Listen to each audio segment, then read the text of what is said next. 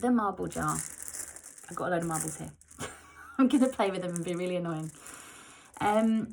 Anyone that knows my family in person will know that my husband's dad, so my father-in-law, was killed in an RTA, which was horrendous, absolutely shocking and traumatic for everyone concerned. But a few months after he died, my husband came to me and said, I don't really understand, like I'm so intolerant of things, of people at work. I snap at everyone. I'm moody and temperamental, and I don't understand why, because none of this has anything to do with my dad. And, you know, the person at work that's annoying me has got nothing to do with my dad, but I'm snapping at them anyway. And he just didn't understand it. So I explained the marble jar to him, and I thought it might help if I explained it here now as well. I use it a lot with children. I talk about it all the time in my family. The marble jar, pretty much the principle is that all human beings are a jar of marbles, and we have a capped limit for shit. We have a limited amount that we can cope with in terms of stress and angst and trauma and bereavement and everything else. And over life, from birth, stresses build up. And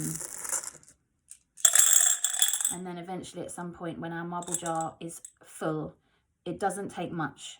It might just take one tiny little stressor, one tiny little marble to tip us over the edge into complete overwhelm. And it's basically the same principle as one of my favourite phrases, which is squeeze any human hard enough and they will become overwhelmed. We are not limitless. We have capacity. And what was happening in my husband's case was that his marble jar was full of, like, you know, general shit. And then massive stressors in the form of his dad's death and everything that went with that, because it's not just the death, there's a whole chaos of stress that goes with it. And so tiny little things were tipping him over the edge. So once your marble jar is full or you've reached capacity, we need to remove some of the stressors. Now, obviously in my husband's case, we can't remove the giant stressor that his dad's died. You can't just remove that from the equation. So we had to look at other ways to remove some of the other stressors. And I'm going to go into that a bit now. So I kind of take this analogy a bit further, and I think that for every big stressor, so let's take this as a problem at work.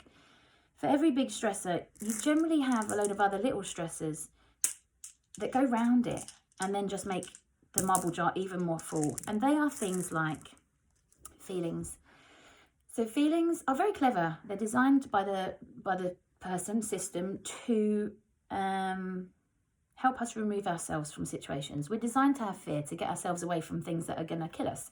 We're designed to have sadness, to remove ourselves. So it's basically designed to get an action out of us. We don't like it, so we remove ourselves from the situation.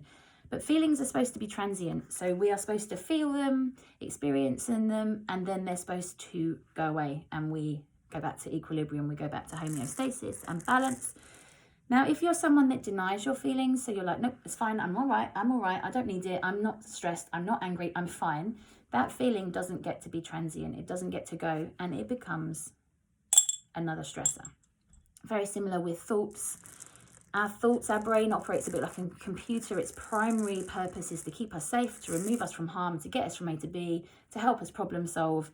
But once again, those thoughts are supposed to be transient. Once the problem is gone, we're supposed to let those thoughts go and be transient. But for people that ruminate, that get stuck on a problem, that can't seem to let it go, that stressor becomes another marble. So your thoughts become another stress. Then I think there's behaviour. Obviously, we are designed to remove ourselves from the situation. But what if you can't? What if you can't remove yourself from your work environment? People tend to do other behaviours to cope. So people might do things like drinking or, I don't know, over-exercising or anything else.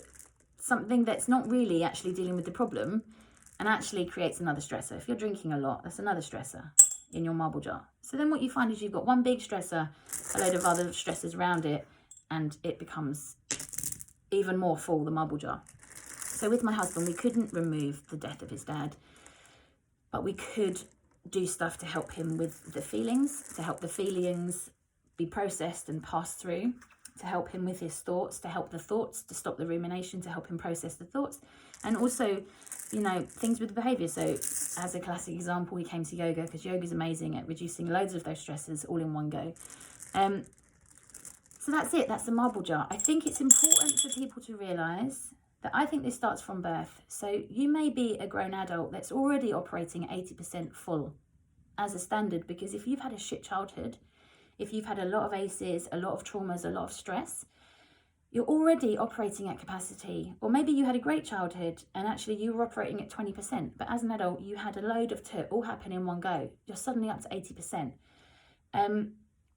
People might look like they have perfect lives. You know, Jean down the road might have the perfect life, the perfect kids, the perfect husband, the perfect job, but yet is really struggling with anxiety. And you're like, why the hell? Her marble jar is full. How do you know what's happened in her life? How do you know about her childhood? How do we know about the things that are going on behind the scenes? How do we know about her thoughts and her feelings?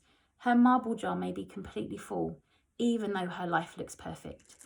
I think this marble jar analogy also gives us, or allows us to view ourselves with a bit of compassion. You know, I do this the whole time. Oh, for God's sake, Helen, pull yourself together. Life's not that bad. Poor old Bob down the road. He's had X, Y, and Z and he's functioning. What is wrong with you? Well, in reality, my marble jar is full too. From name anything, any old shit. And so maybe I can't cope with what looks like a tiny little problem because my marble jar is already full.